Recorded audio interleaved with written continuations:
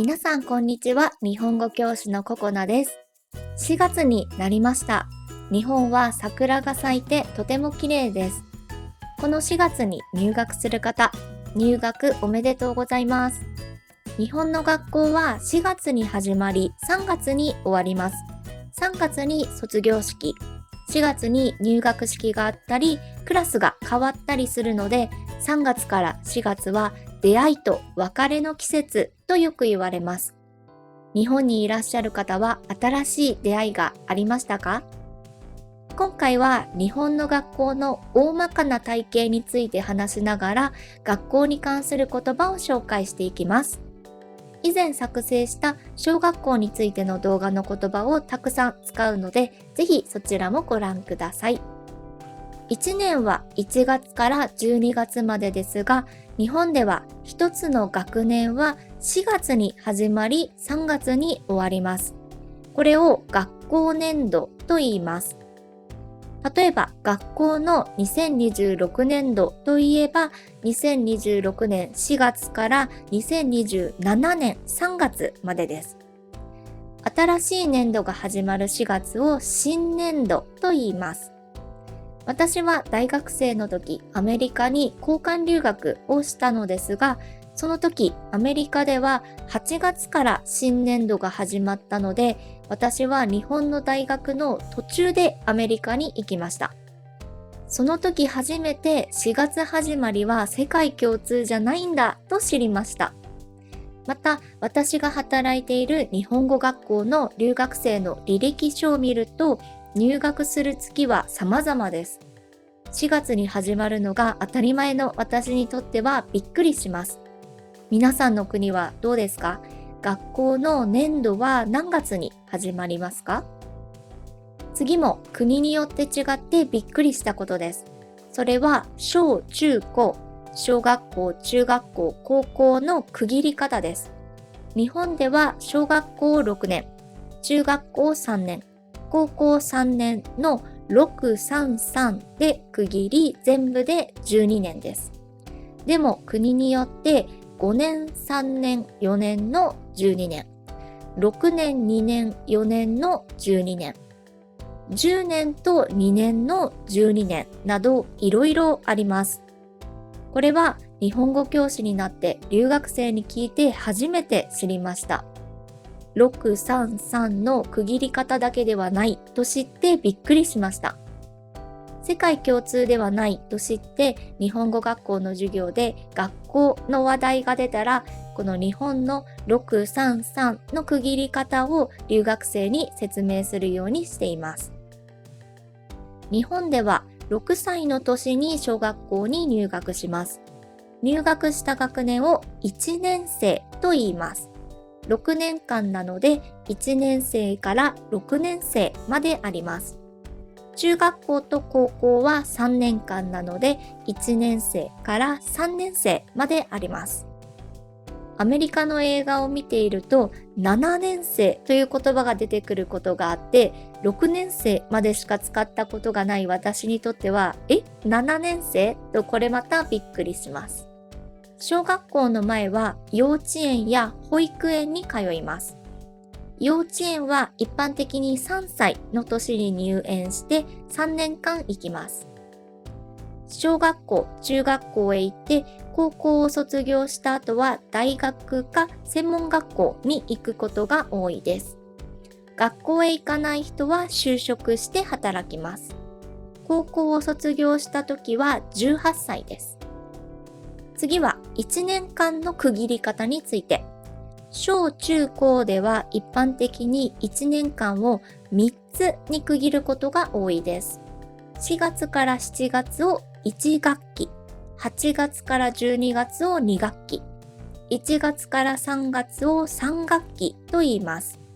1学期の後夏休み、2学期の後冬休み、3学期の後春休みがあります。一方、大学や専門学校では1年間を2つに区切ることが多いです。4月から9月までを前期、10月から3月までを後期と言います。前期と後期、前と後ろの漢字です。新しい学期を新学期と言います。次は公立と私立について。公立というのは地方公共団体が設立・維持するもので、公立の学校とはその地域の市町村や都道府県が運営する学校です。公立の公の漢字の訓読みは公、パブリックという意味です。公園、公共などにも使われていますね。反対に私立は個人や民間団体が設立し維持することで、私立の学校とは学校法人、民間が設立・運営する学校です。私立の私は私の漢字です。私、自分ということですね。この漢字を使った私の鉄道、私鉄は国や市などではなく民間の会社が経営している鉄道のことを言い、例えば東京メトロ、阪急などです。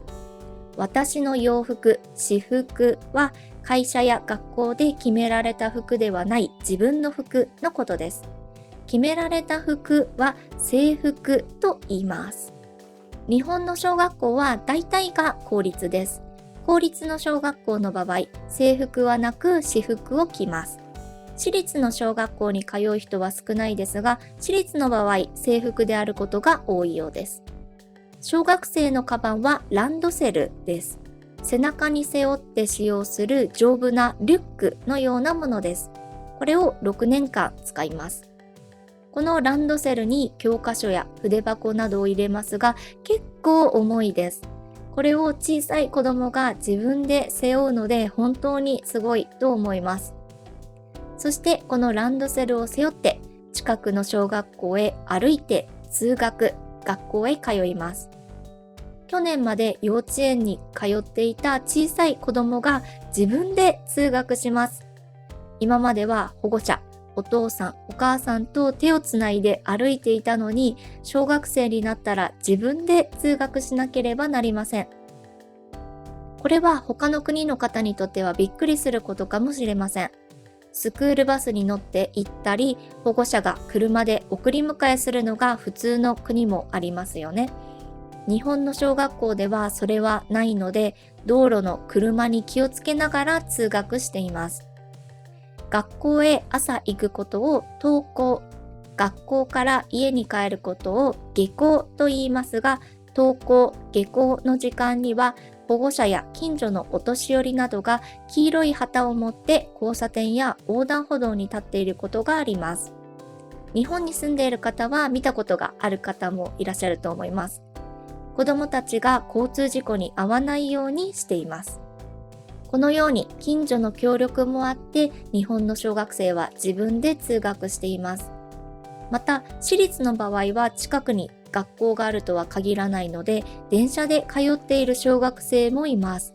私も時々電車の中で通学中の小学生を見ることがあって小さいのにすごいなぁと感心します。小学校では制服はありませんが中学校、高校では大体制服があります。日本の制服といえば女子はセーラー服、男子は首元まで襟がある学ランのイメージがありますよね。私も中学生の時はセーラー服を着ていました。しかし最近は男女差のないブレザー、スーツのジャケットのような制服が増えているようです。女子もスカートじゃなくてズボンを選べる学校もあるそうです。皆さんの国には制服はありますか？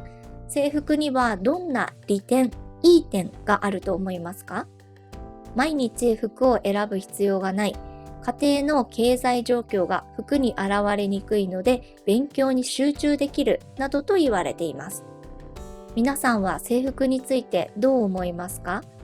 私は服を選ばなくていいので制服があることには賛成です。でも制服があることで大変なこともありました。それは制服の校則を守らないといけないことです。校則とは学校のルールです。校則が厳しい、厳しくないと言います。私の高校は校則が厳しくてブレザーの制服でジャケットとスカートの制服だったのですが、スカートの長さが決まっていました。膝の下までスカートがなければなりませんでした。でも女子高生の時はスカートを短くしたいです。それでみんなスカートの腰の部分を折って短くして履いていました。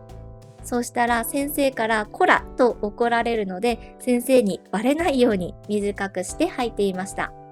校則が厳しい中で制服を着る。これも今ではいい思い出です。次は給食について。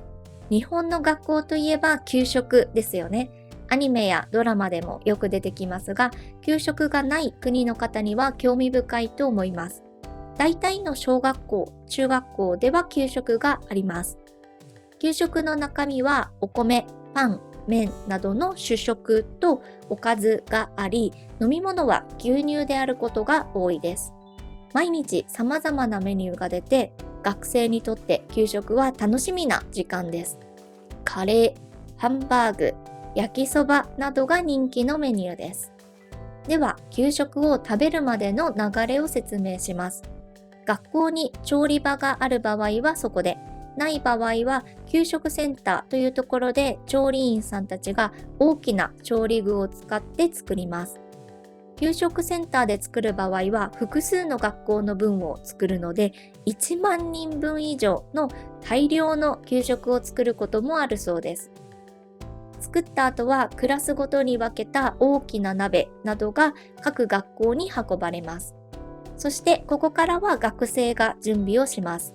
給食当番という給食を準備する当番がエプロンを着て大きな鍋などを各教室に運びます。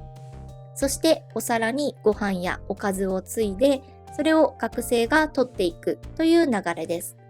準備ができたらみんなでいただきますと言って食べ始めます。私の小学校には調理場があったので、11時頃からいい匂いがしてきて、もうすぐ給食だという気分になっていました。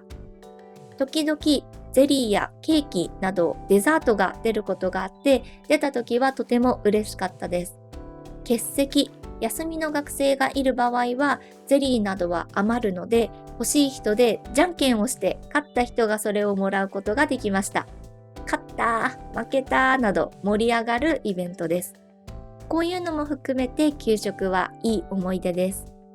高校では給食はない場合も多く、家から持ってきたお弁当を食べます。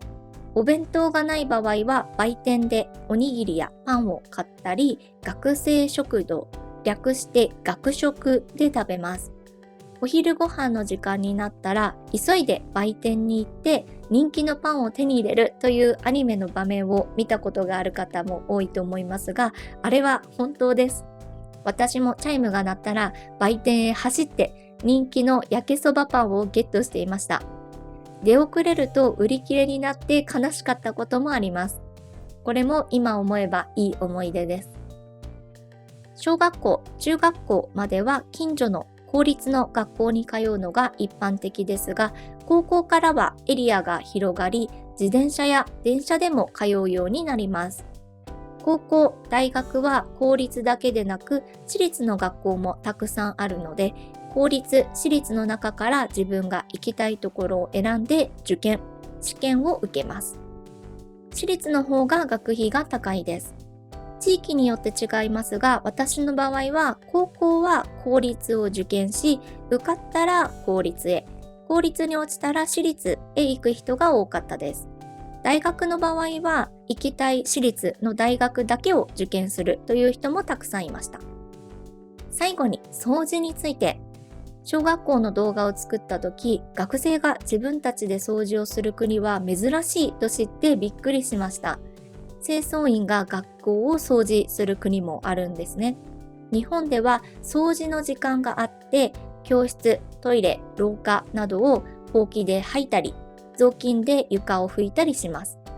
ちゃんと掃除をしないと先生や他の真面目な学生から怒られるのは掃除時間によく見る光景です。小学校の動画でもジョバが真面目に掃除をせず、同級生から注意されるという場面を作りました。ぜひ見てみてください。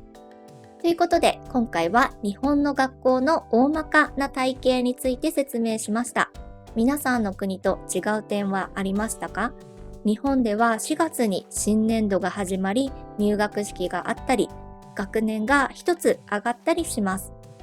今回は学校について話しましたが、社会人も4月に新しく会社に入るのが一般的で、4月に入社式があり、4月を基準に社会人1年目、2年目と数えます。このように日本では4月は新しいことが始まる月です。そして4月は桜が綺麗な季節です。桜を見ながら、よし、今年もまた1年頑張ろうと思います。私が働いている日本語学校にも4月から新しい留学生が来るので、私もまた新しい気持ちで頑張ろうと思っています。皆さんも何か4月から始めたこと、新年度に挑戦したいことはありますか？ぜひコメント欄で教えてください。学校の言葉をたくさん使いました。大切な言葉には字幕に英語訳をつけているので、ぜひそちらもご利用ください。最後までお聞きいただきありがとうございます。ではまた次回お会いしましょう。さようなら。